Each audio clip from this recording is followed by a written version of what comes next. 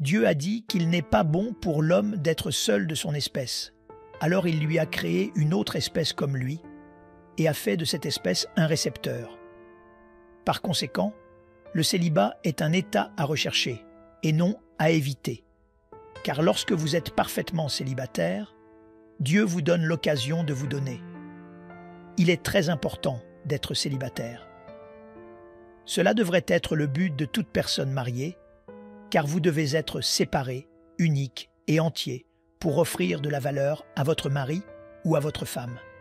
Voyez-vous, lorsque vous êtes entier, vous n'êtes pas un fardeau pour votre conjoint. Oh, je vais parler de ça pendant 2 minutes. Vous devriez vous marier parce que vous avez tellement d'excès que vous avez besoin de quelqu'un à qui le donner. Vous ne devriez pas vous fâcher parce que vous êtes affamé de quelque chose. Vous devenez un fardeau. Vous cherchez de l'attention, de l'approbation. Quelqu'un pour vous faire sentir important. C'est pour ça que vous vous mariez.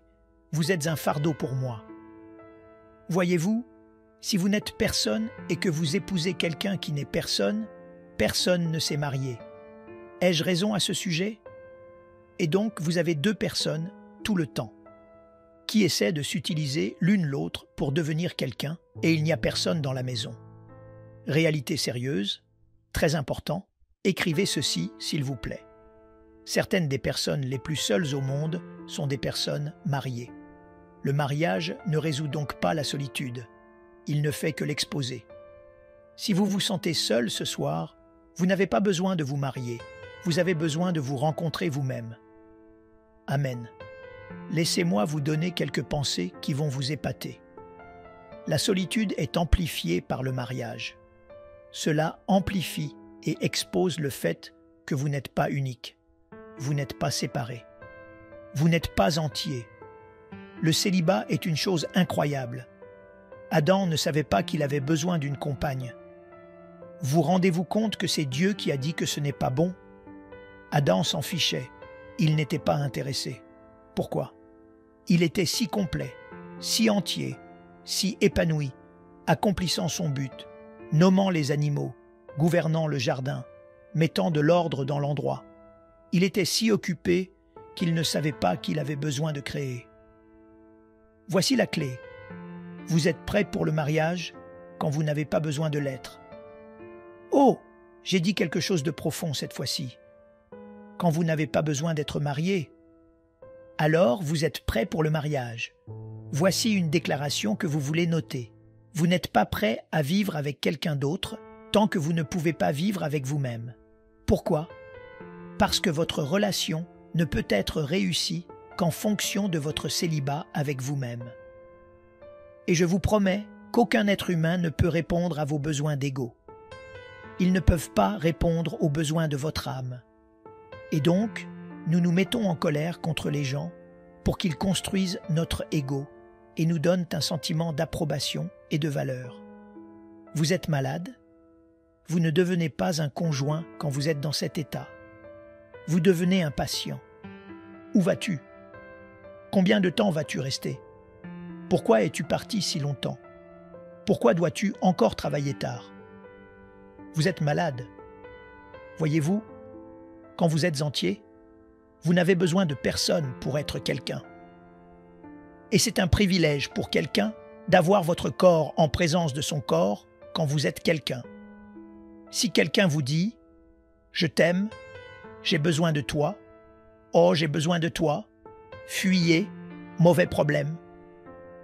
Vous avez déjà entendu ça, vous savez que certaines chansons sont incroyables, elles montrent à quel point nous sommes corrompus dans notre esprit.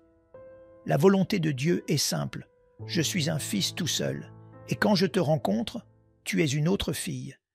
Et quand nous nous réunissons, nous devenons une constellation. Et juste au cas où tu n'apprécies pas la valeur de ce soleil et décides de me quitter et d'aller ailleurs, rappelle-toi simplement que tu ne m'enlèves pas ma lumière. J'ai ma propre lumière.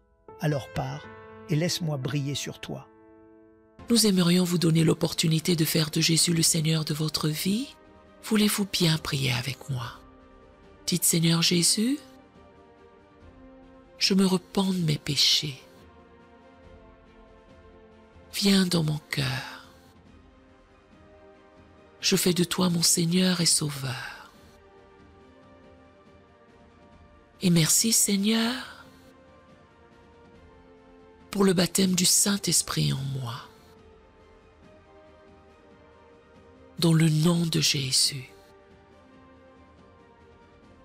Par cette simple prière, nous croyons que le Saint-Esprit vous conduit sur le chemin de la nouvelle naissance.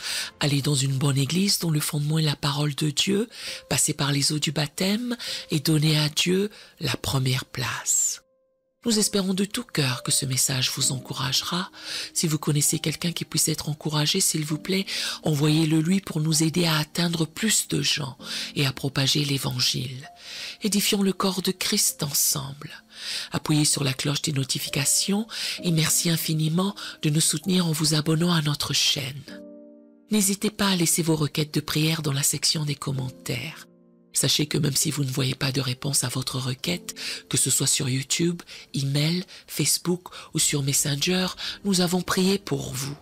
Nous invitons humblement le corps de Christ à soutenir chaque requête en écrivant une prière dans la section commentaires.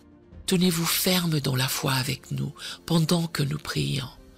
Que la grâce et la paix du Seigneur Jésus-Christ soient avec vous tous et qu'il vous bénisse merveilleusement.